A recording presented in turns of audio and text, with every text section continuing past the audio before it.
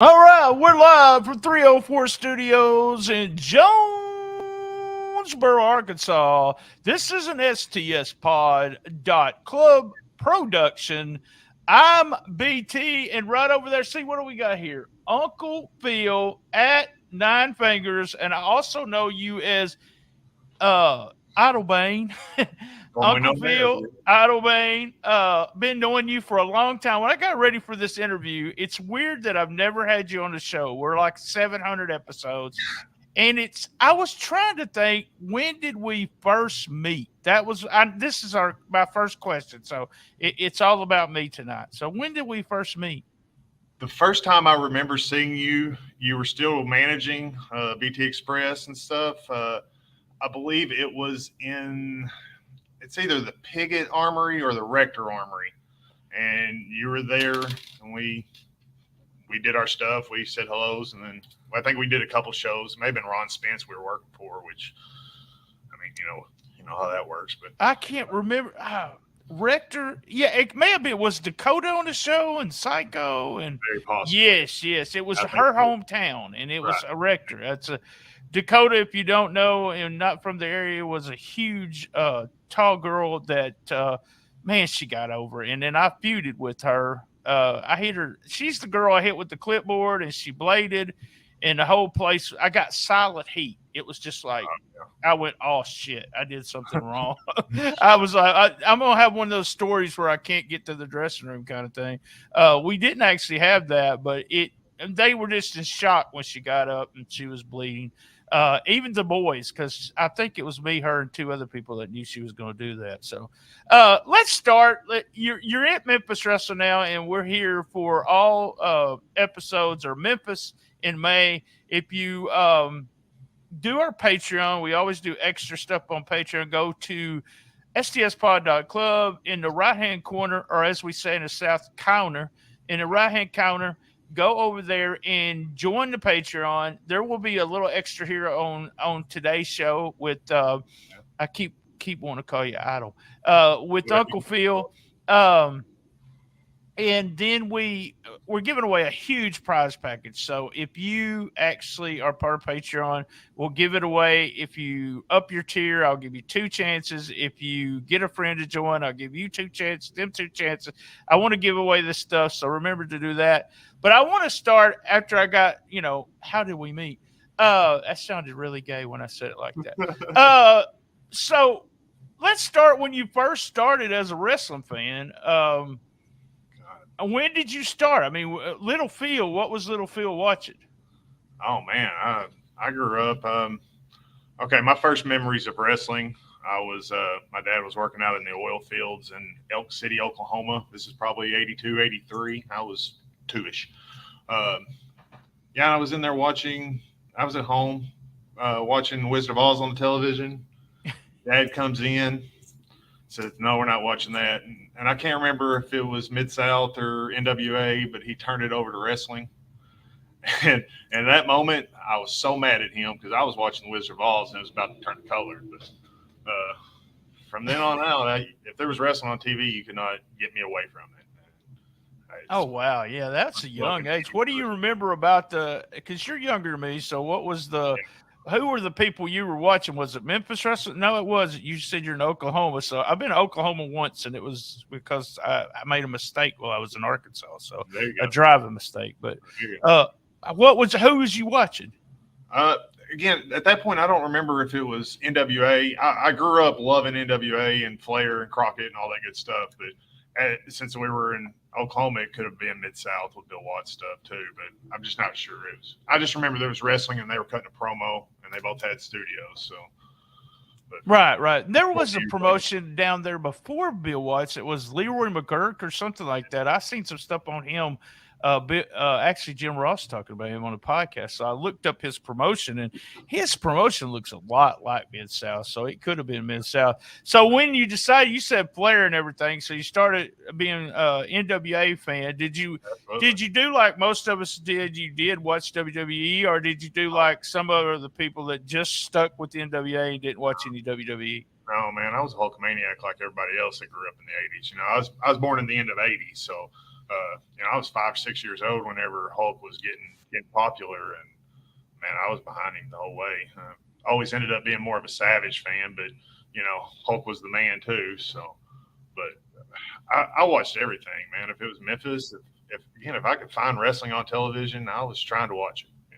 I didn't do tape trading like you did, but everywhere else, I was trying to find it. So. I wondered about that because there's a period. There is some people that, some people didn't even know about tape trading. And some people, that's all we did was tape trading.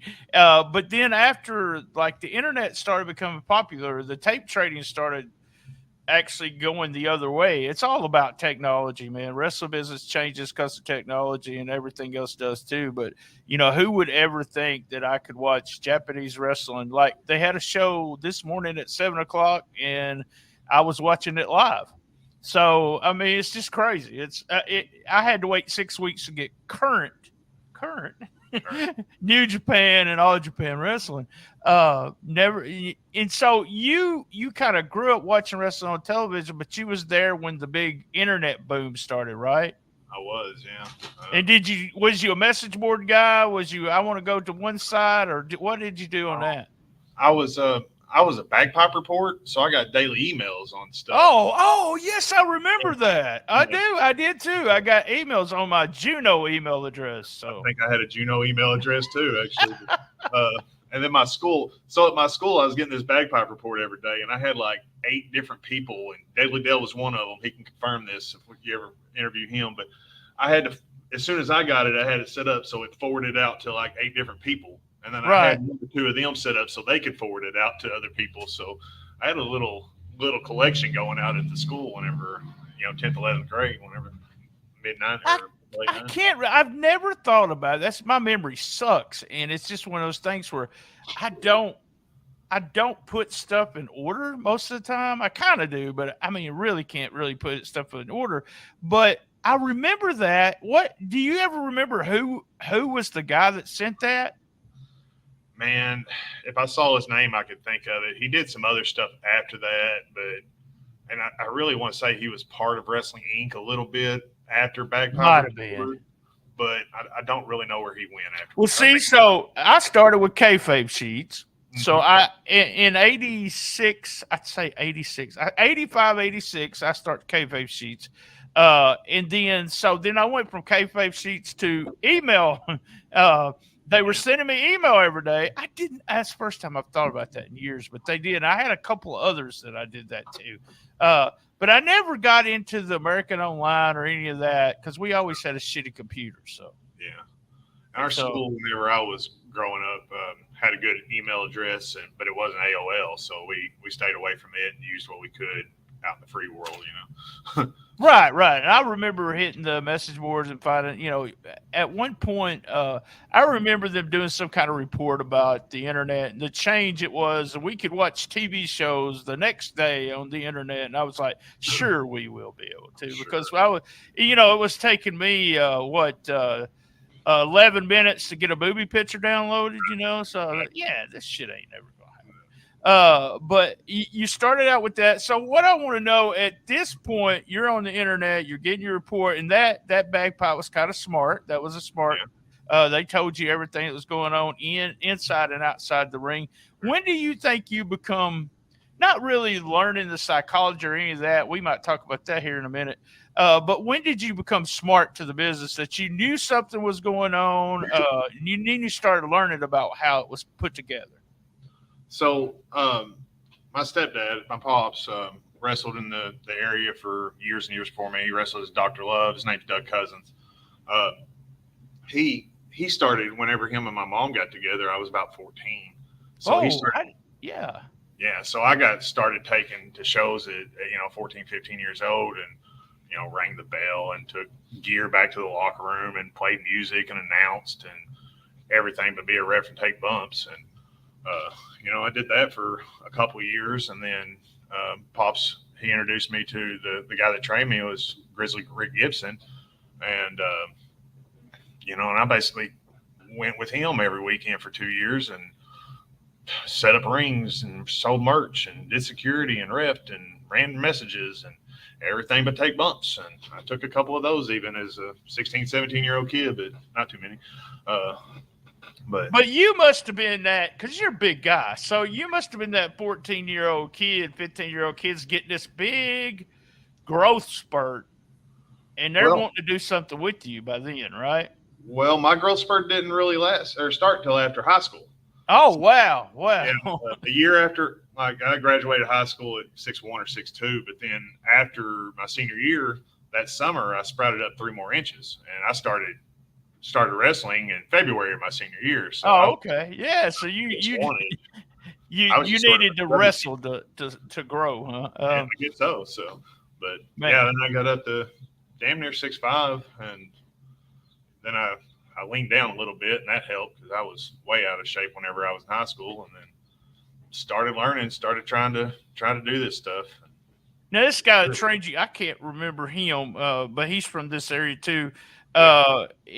Was he you was riding with him and everything, but you wasn't being able to wrestle.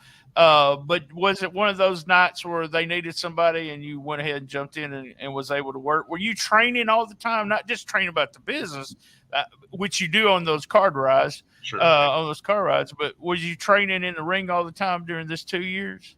Yeah, because they had a little short-lived thing, and my first match was supposed to be the last one. It was, I think, Main Event Championship Wrestling or something that was on KIT here. I think it was right after Rampage went off. They got the air slot, but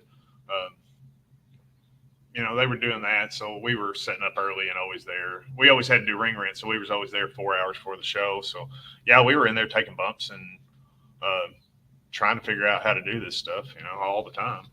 Right. That's and I trained for a little bit and wrestled, and I sucked as a wrestler. So I was smart enough, and I think I said that on the Sleazy podcast. I was smart enough to say, you suck and don't do that anymore. But I had a fun time as a manager. So we're training. We're finally getting to work. And you worked in this area, just in this area, in the kind of Arkansas area. Yeah. Pretty much for years, didn't you? Yeah. See, nowadays, it's been like this for 10, 15 years now, but nowadays everybody has a permanent building. Like MACW, ASWF, we're in Tuckerman. That's right. Time we have a show over there. Back in those days, and this was 2 or 3 different feds, like Spence was there and Luscious Leonard had his own deal, and everybody else had their own deal. God, I hadn't heard that name in years. Right. But so 1 week would be Walnut Ridge, 1 week would be Marmaduke, one Piggott, Rector, Batesville. We were somewhere every night, and a lot of nights a lot of weekends it was 2 or 3 shows a weekend. And basically I left Friday afternoon after school, and I got home Sunday at time to go to bed type stuff. And here we go. Let's do it again next weekend. And I tried to estimate one time. I think in 5 years I came very close to 100 dates a year. I think I did, which I think is pretty darn good in this area. The first 9 months we did over 100 dates, but I think I would say 500 would be it. But people don't realize we could work 2 to 3 times a weekend during that time, because there was always we did Malden for God, I can't think of that dude's name. I'll think of it after we get through talking. But we did Malden. We did Malden. We always did Malden where he would do sometimes on a Saturday. I would be the first match or something, and with my team, and then we would head out and we would be semi-main on the other show. So we was doing 2 shows. And that wasn't a lot compared to the stars who say they worked every day. And you just talk about Mid-South. You worked every freaking day in Mid-South. But we all had shoe jobs, so it wasn't a professional. We weren't professional wrestlers, I don't guess. But we did get work. Did you? Because I remember seeing you and telling you things as soon as I started talking to you on a regular basis. And you're not the only person I did this to, but there's not a lot. I've always if I see somebody that has potential, then I'm always on your ass about something. Not in a mean way, but I'm like, do this, do that, do this. You can still do this, but you look good. You have blah blah blah. Did you have somebody already doing that for you? And before I came along, no. Did you have people that were helping you and saying, "Oh, you fucked that up," or "You did okay with that," or was there real people? Because let me say something. MCW, when LaFonts was running it, they had, and I'm not telling anyone they don't know, they had some good wrestlers, but then they had some really bad wrestlers. But nobody was telling them that they were Yeah. they were bad and they couldn't entertain or do anything right. So No, my first couple of years, I was one of those guys right there. I was pretty well trash, and then when we went to what was it, WFAC in Newport, I think that was when I started to. It was Jim Chitty, enforcer. He was like, "You need to get better, or you need to go away." And I said, "Okay." And almost immediately I improved, and then I was with some guys that can fucking work. I mean, I'm sorry, cussing, but no, I mean, we can cuss. Yeah, it's okay, not for the kiddos. cool. But I mean, I had the Scott Furies and the Tommy Dramas, and some of those guys that were They better. got it. They Yeah, started understanding it quicker right, than y'all did. Yeah, right. yeah. And That was we got to work those guys, and Freezer was still there and working and stuff like that. And there's some other guys like that were there, and that place was just a better environment to learn for me than what I was in before. And I'm not putting blame on anybody, no. I understand. That's anything. yeah. But yeah, WFAC was a lot of fun. We all learned a lot. I mean, that's where like the Kid Crazies and the Ray Rays and the Cody Onlys and the LSD gimmick in general all started there. The Uncle Filthies, CJ Wakes, all that stuff. All Morgan Williams and or Matt Williams all got their starts there, and that's how we all learned. And I think we all got better off each other just going through the motions for fucking 4 years. And You got to think of that crew and how.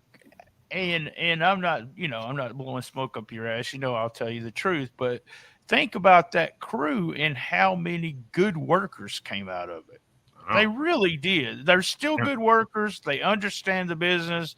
They all know you all guys knows how to get over as a heel, as a baby face.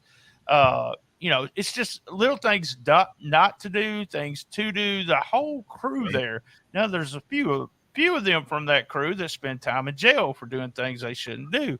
But they didn't learn. So they, that was one of there's a couple of them bad seeds in that time period that I seen us talking about that the other day. But I thought about that when I was getting ready. I said, man, there's always somebody that fucks up the whole crew. But those guys, including Austin Lane, everyone throws in Austin. And who else? And Deli Dale. I've never seen you guys after you got to where you was learning. I really didn't see you in quote unquote bad matches. They were different. Some of them were different than what I would have told y'all to do, but they weren't really bad matches. All right, we're going to take a quick commercial break. When we come back, I want to hear about Idlebane, the birth of Idlebane, okay, and how we're going to talk about how Idlebane got his name changed. So the way he spelled it. The way he spelled it? Okay, I got you. I know what you're talking about. All right, going to commercial break. All right, we're back from commercial. If you were watching this on video, you didn't have a commercial break. If you're listening to it on the main feed, we're back from commercial. We're going to talk about Idlebane. So where did you get the name? So that was that your first wrestling name? Because that's how I knew you. No, it was technically my second one. I want to hear the first one then. Here we go. So Reggie Montgomery, right? Yeah. Reggie was real good friends with Rick Grizzly. And Reggie was training a partner, and his name was going to be Johnny Thunder, and they already got the airbrush gear and all that stuff. There's a vest and everything. And that gear was my present from Grizzly to get into the business. I got the boots and the knee pads and stuff, and he gave me the singlet and stuff. And so for about 3 months, I wrestled as Johnny Thunder. And that Johnny Thunder boy. Came out to good God. Thunderstruck. Reggie Montgomery, he hates me. We'll have to talk about that on Patreon. Okay. Just the Idlebane name. So tell me, how did we come up with the Idlebane? And then what was the gimmick? I mean, what was coming in your mind at Idlebane? And then like you slowly started wearing different gear and y'all all become LSD and all. Start talking about the first Idlebane. Where did we get that name at? So the Idlebane name, it was basically I was just looking for something that was, I'm musically I'm an anti-pop person. Oh God, what's going on? Sorry, I have to move this keyboard occasionally, but I'm an anti-pop music person per se. So, and I was an 18, 19-year-old kid looking sure. rebellious edge. So yeah, I wanted something that was, anti-pop and as little about celebrating your heroes as possible. So, buddy, the guy I was living with at the time, he came up with some stuff, and he's like, there's some Greek words. It's like, idle and bane, it means destroyer of heroes. And I was like, that's freaking perfect. I'm Idlebane now. Let's go. Love it. Yeah, I never knew that. That's something that I didn't know where about. But when I started doing the website, you were I think you were working Paraguay at the time on a regular basis. Yeah. And I started spelling your name Idle. This was a complete name, Idlebane together. Yeah. No big B. But I started doing big I space big B. You had two names, Idlebane. So what did you just want to yell at me and say, what the fuck are you doing? Occasionally I was like, what are you doing? I wish it was one word. And then Gold Boy, whenever I started working Rector over there, he was like, no. Your first name's Idle, your last name's Bane. That's it. Quit. And I was like, I argued with him a lot, but it was over after that point. So. I loved it because I did it, and you was like, so you told me one time after all it happened, that was just one name. And then when I would see it on posters, I would like pat myself on the back and say, man, you really fucked that up. But yeah. So I just, but I always liked the name. I like the gear and all that. And talk to me about forming LSD and what it's a drug reference. Everyone knows that, duh. But what was the basis of that, or give me the origin story of LSD, and everyone in the Memphis area will know about this. Okay, yeah. So Dell and I started back in early 2000s, I think, tagging together, and we started calling ourselves the Psychopaths. We're huge ICP fans and all that good stuff. So we were doing more the crazy clown type gimmick to a point. And, that sort of fizzled. And when we went into WFAC, Cody had started wrestling, and him and Dale joined up, and we're doing New Breed with Austin was in there, and there was a couple other guys in and out with them. But I was still there, and me and Cody and Dale were traveling to shows because we all lived within 10 minutes of each other for all these years. And so it was like we were always together. And then when WFAC sort of slowed down for a minute, we were going to Batesville, and at that point it was Timmy Hansen, and Gravedigger was technically the booker, but Timmy was there too. And Timmy was a hard fucking worker too. Yeah, he was. I learned a lot from Timmy too, for sure. How I hit the ropes is thanks to Timmy Hansen, because it's the safest way I could do it. And then they were like, let's put y'all back together. Let's start some stuff. And we started doing it. We wanted to do the clown paint and the different stuff. And I think that's right around the time I introduced my first version of the war skirt, all that. And Love that. Yeah. And then we sort of messed around in Batesville a little bit, and it sort of spilled over when WFAC in Newport came back alive for a minute. But then when we went to Buster's, that's when it really blew up and started becoming a thing. And then we took it everywhere. It was basically on the road after that. Anybody who wanted to book crazy people. Right. Yeah. And it was, y'all were the area group, and you had a date almost every weekend doing that. Buster. You're talking 5 years of Buster doing Johnson? Buster Johnson, yeah. Hellraiser. Okay, yeah. I know Buster, yeah. He was running that Paragle show there. That's who was running that. Right. Yeah. Him and Sam, I guess, but mostly Buster. So Yeah. That was that show always had a lot of you guys from the area on it, and it did really well. Then it just absolutely died, and I have no explanation for that because I wasn't following it that well. But I was at a couple of shows just to watch it. It was fun. So then you shout out. Me and you got mutual friends because of the wrestling business. Shout out to Stacy and Scotty. How's that? Stacy and Scotty. Shout out. Right. Let's talk about Scotty for a minute. You're not going to believe this, but I cannot remember his wrestling name. What was? I know it. I cannot. So he was Big Vic Vicious. Vic Vicious. There we go. Yes. How did you and him and Randy? Randy was a local manager. He's not with us anymore. So shout out to Randy. How's that? Randy and y'all all got together as a group because you kind of got away from LSD and Deadly Dale is retired until tomorrow or something. He always comes out of retirement.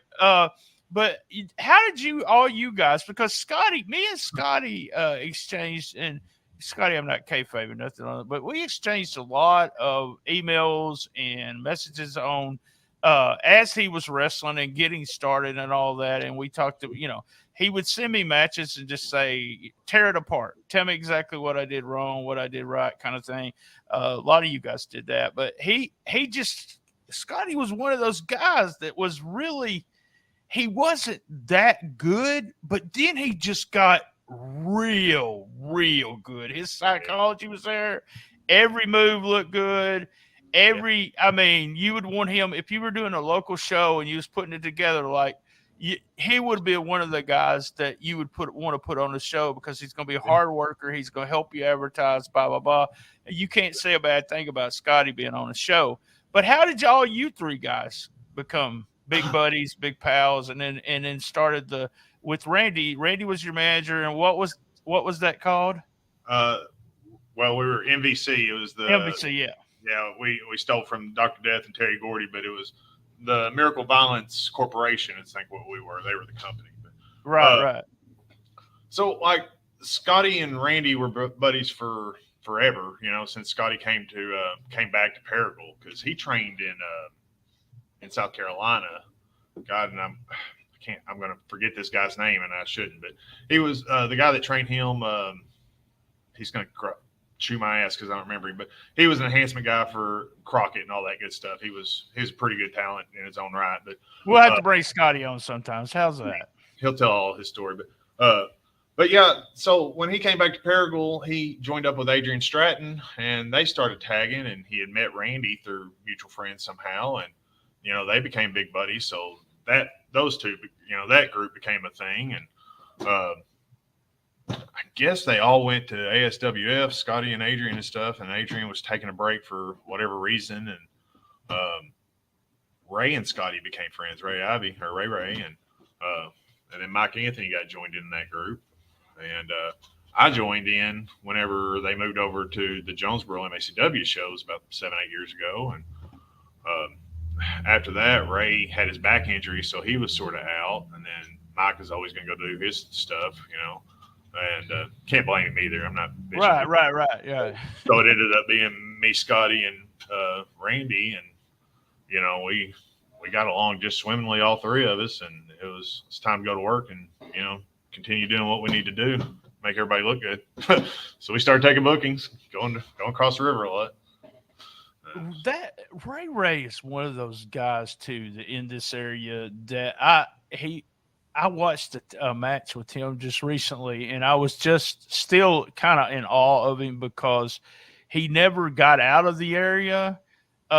He's one of those guys that probably at one point when they were doing all the junior heavyweights and all of that, if he'd had a connection, they would have liked him. He's always been so solid, but I forget how good he is. He's really good. He doesn't make mistakes. And I have a hard problem. If I don't see somebody make a mistake, I'm just like, but really that's a good thing that, they're a good professional, but you had a solid crew there. Y'all did shows all over the area.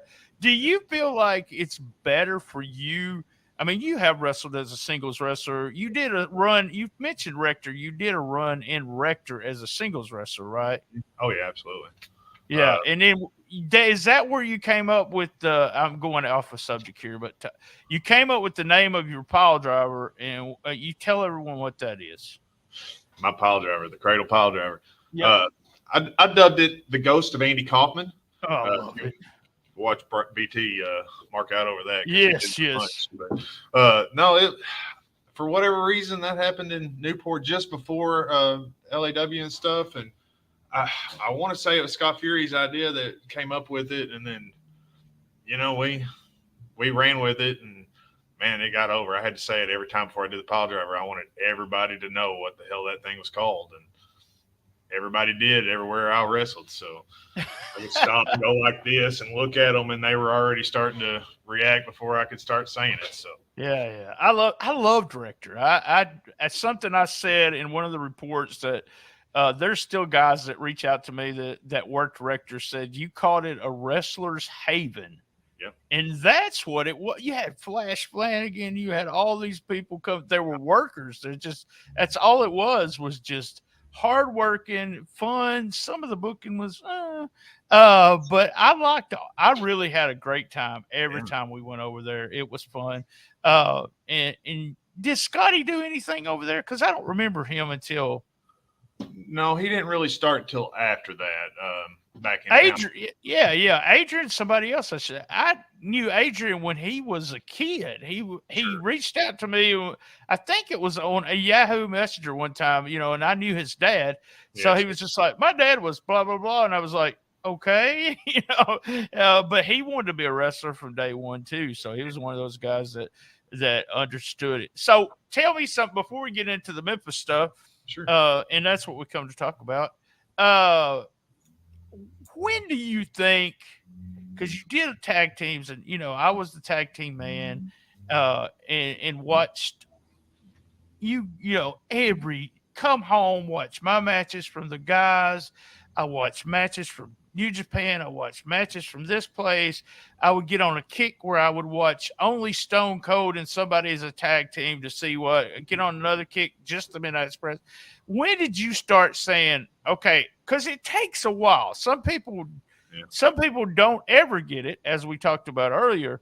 But I remember I took my guys for a ECW tryout, and Nova, Mike Bucci, said it takes about 5 years before you really kick in and you start understanding psychology. So when did that start kicking in? Because all you guys know how to do it now. When did you start? Yeah, when did you start learning that? That's 4 or 5 years in. That's about right. And this is 110 shows a year because we had 2 shows a week every week for several years. I probably had 10 years of 100 plus shows. So my back feels it today, but no, it was a good time. Yeah, about 4 or 5 years in is when it really started to, that makes sense. And then we're supposed to get the babyface supposed to get the shine, and then we're going to start some heat, and then we may do a double heat. But most of the time, it's all the same thing, but it's just the way you do it, and it's all done a little different every time. I called that. It's a WWE style. Is what it is, and I'm not until they get to a certain point, and they start. I can book you a match until you start going from into the finish, into the last 3 minutes, all the near falls and all that crap, and I just get lost. I just say, okay, here's the finish. You work up to the finish, and here's what I want before. And then I used to do the finish for my people and let them do the rest of the match, or I would do the start with the old Do-si-do. That was one of my favorite spots. Was Do-si-do.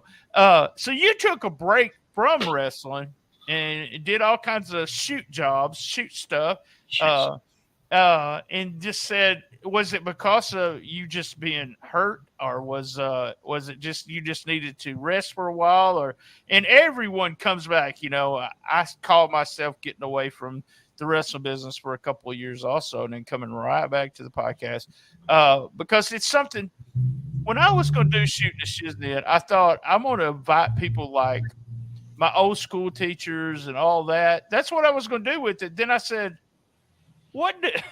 Why? I know all these wrestlers. Let's have them on the show, kind of thing. So, what? You took a break, and how long were you gone? You was gone for a while, weren't you? Yeah, let's see. It's almost 5 years at this point. I've been back for 6-7 months now, but not doing a whole lot. But I've been back and around it for about a year. I guess when MACW and ASWS started back up in Tuckerman last February, I was there, but I've wrestled 7-8 times since then. But no, man, I was 19, 20 years in. All these shows that I took, and a lot of the time taking unnecessary bumps, and especially for my size and whatnot, and my back and neck were giving me issues, and I needed a break for a while, and then so I started taking a break. I was just going to take the summer off was my original plan, and then Nine Fingers happened here, and now a shark bit that off, right? That's right. A shark bit that off. Saving a busload of kids and 2 dogs, dude. I cannot believe you said that on TV. I was dying when Bradley said it. Great. Well, yeah, he did say it. Look, we record this a different time, and I watch wrestling a different time. But he did say it this past Saturday. Wink, wink. Yeah. What did happen? Tell the shoot story on this. So the shoot story is, me and Scotty and his wife and my kid and dog and whatnot. We were on my parents' pontoon. They were out of town, and they're like, "Yeah, y'all go enjoy the river cabin and blah blah blah." So we've been up all on the river all day, and we were coming down, and I was showing them this little beach club down there. I'd spent most of my life on, most of my summers and stuff, and we got stuck in. So now I found out it's the rope from an old swimming area, but it was tied to a tree. So I was like, all right. Okay. So I killed the motor, and I was going to climb out and go see what's going on, see if I can untangle this, because we were in waist deep water or something. It wasn't too deep, but so pontoon, it's got this little railing. Well, as I sat down and I was going to climb in because there was a big tree attached to this rope and stuff. So as I sat down, I had my hand here, and my finger went between the door and the railing, and as my near 300-pound ass jumped off the boat, well, my finger stayed. So shit. I come out of the water, and I got this face, or look on my face of, oh crap, what's going on? Scotty's on the boat, says, "You all right?"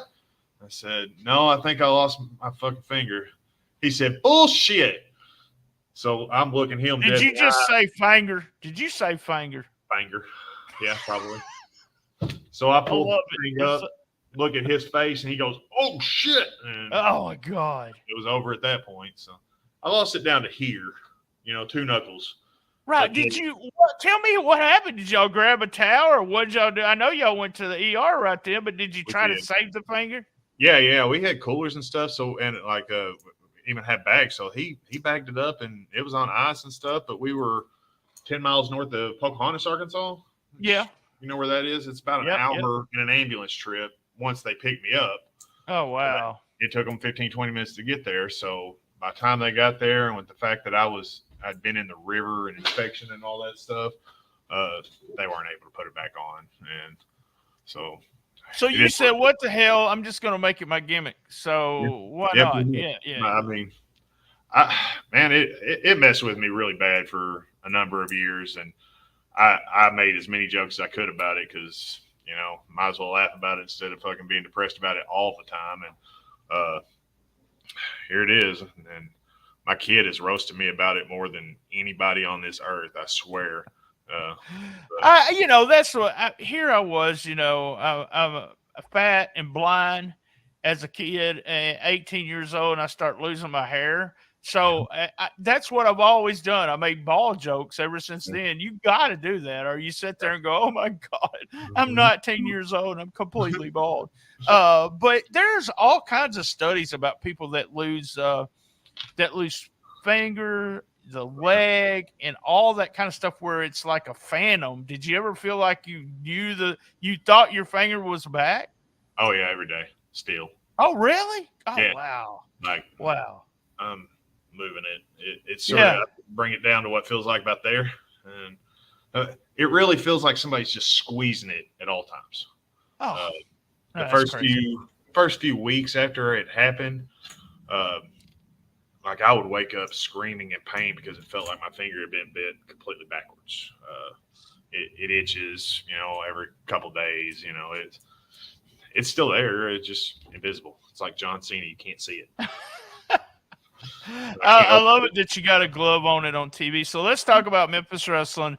You show up on Memphis Wrestling. And how long have you known? Now, Bradley was. I made a joke a couple of weeks ago in rolling into Mempho, and I don't think many people got it. But Matt Williams was wearing a Lethal Injection shirt. Was that their name? Yeah, he was wearing which was a Skimmerhorn shirt, by the way, folks.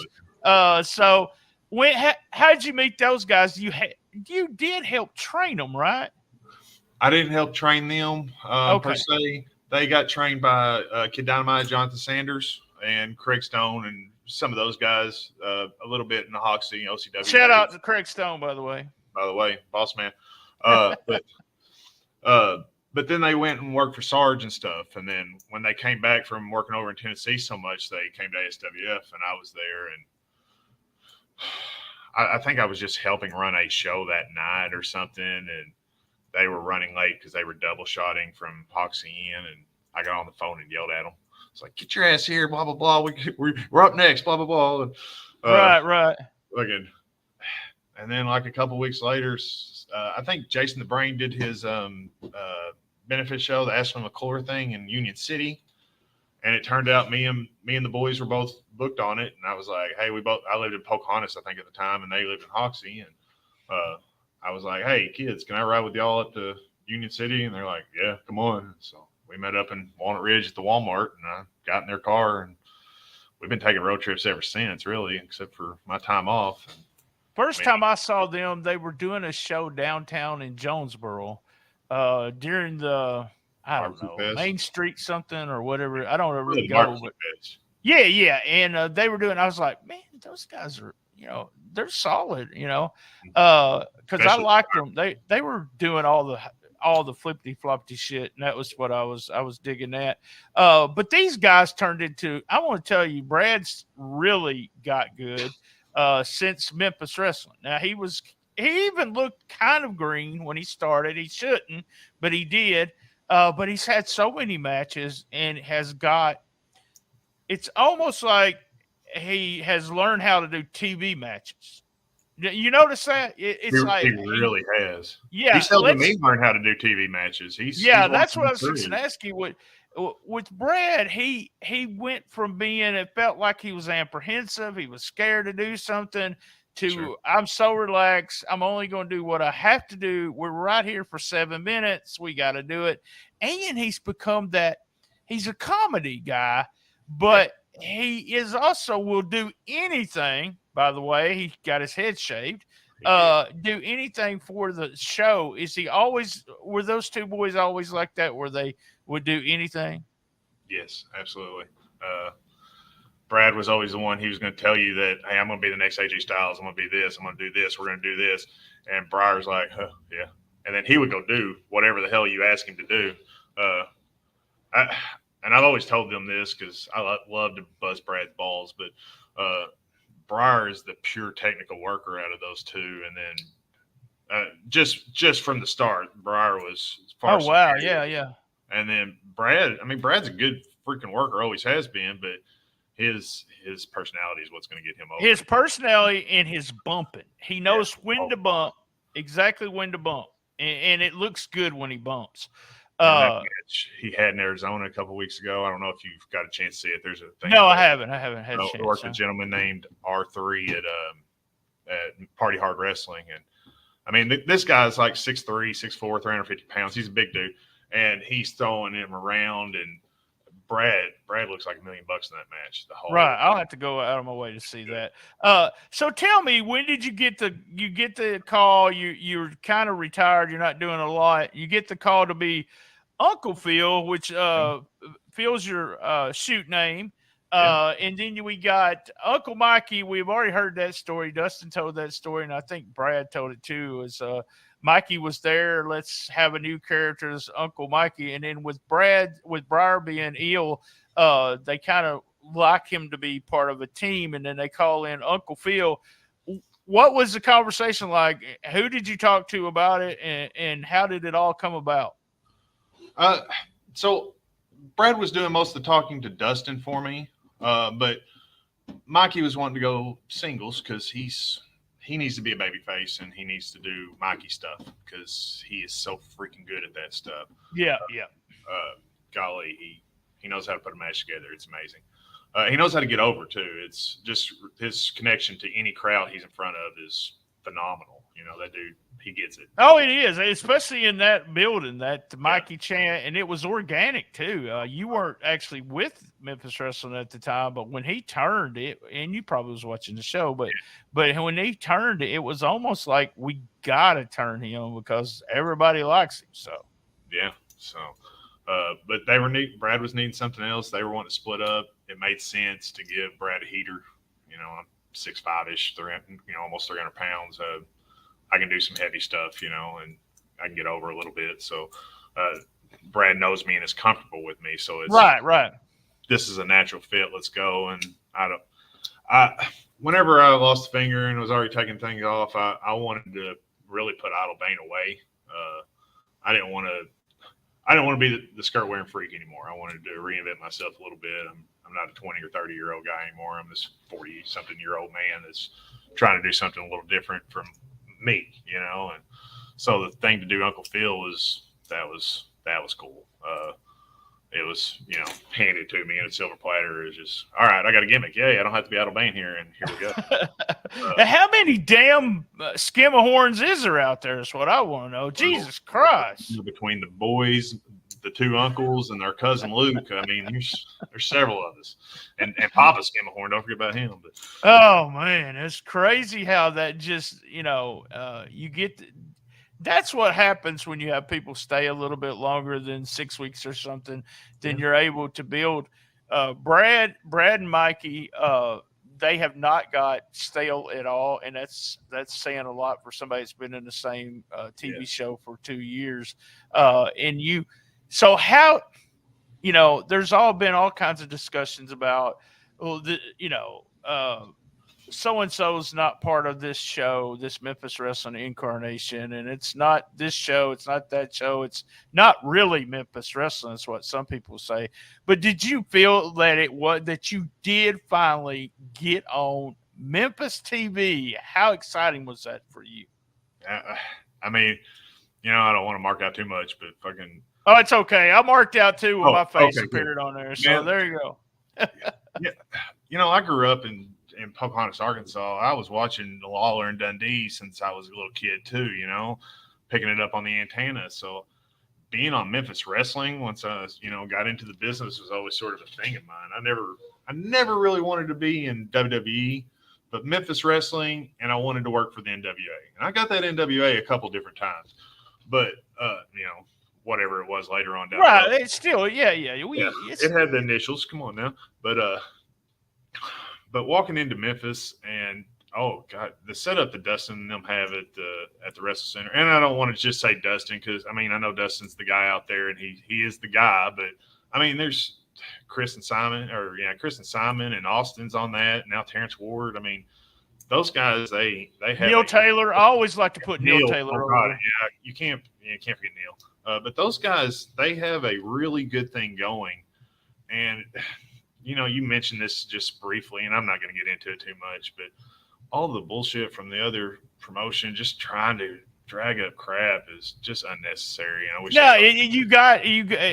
Dustin's done what he should have done and what we have to do sometimes. In real life, we have to separate ourselves from in the industry that you work in. Yeah.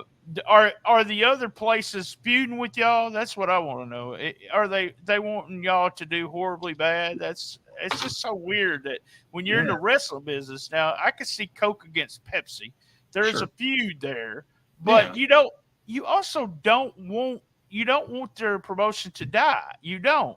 And I've seen that a lot. I used to see people all the time say, "I wish Impact Wrestling would just close up," and I'd Oh, be like, "Dude, that gives how many guys, right. opportunity? Look at the guys that stuck with Impact, and Impact's getting a surge right now. They're Yes. wrestling everywhere. Mm-hmm. In the Oh, next yeah, of 6 months, yeah, yeah, yeah. But I just hate that. I love it because y'all got somewhere to work. All of you guys didn't have the opportunity. And I talked about this with Brett when I brought Brett Michaels on the first time. He was one of those guys that I worked with. I didn't know the Skimmerhorns until then. Mike, I've known Mike since he started. Um, and the posse have been, Simon has been my friend for a long time. Sure. Chris, me and Chris, we talk and everything, but we haven't like broke bread together or anything like that. But I think I've been so impressed with the smart part of Memphis wrestling. Like when the Corey Macklin version was all over the effing place. It really was. There was no rhyme or reason for everything.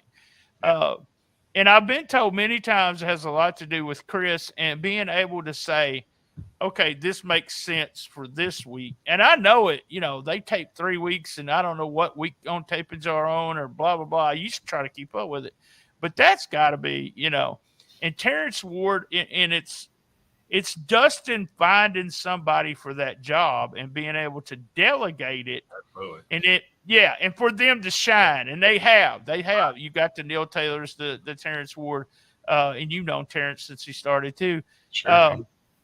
And it's the same thing with me. I provide content. People think you're working for Memphis. No, not really. I'm just providing content. He can use it or not use it. And but I was getting like more listens on their plays. That's what my guy told me to say, plays all the time. So I was getting more plays due to my videos on Memphis wrestling. And then Dustin had to stop.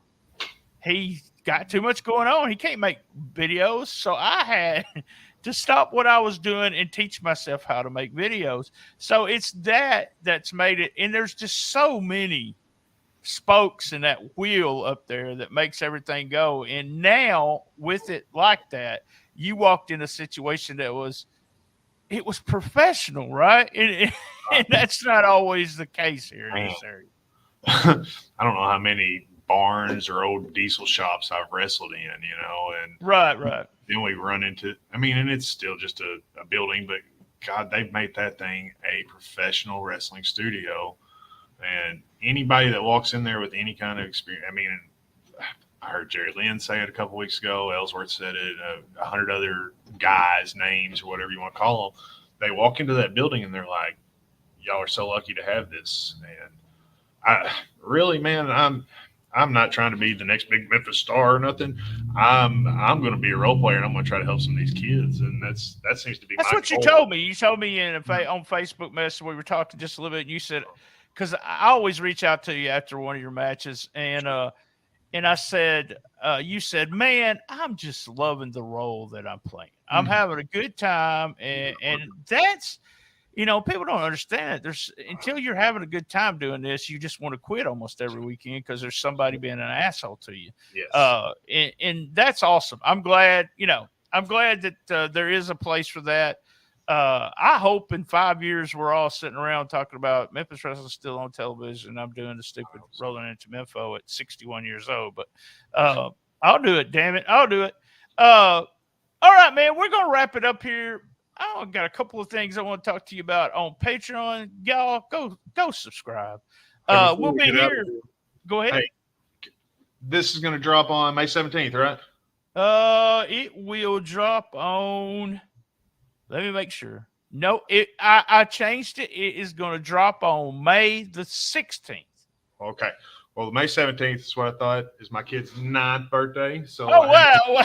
Happy early birthday to my boy Asher Ray. And you want to put something over? Put a Twitter off over or something. What do you want to put over? Golly, do I have Twitter? Philip Dickler on Facebook is where I'm at. I'm not doing a whole lot on social just now. Hashtag 9 fingers, man. Put that There in. you go. Find all my stuff. And I tag it with everything. And if So, you want to buy a car, come see me. yeah, Automax come see me. Jonesboro. Or in Jonesboro, yeah. Yes, sir. All right, guys. Same bad time, same bad channel on the best little wrestling podcast in the business. Be there. And as everyone knows, Phil, you know this. I love my mama.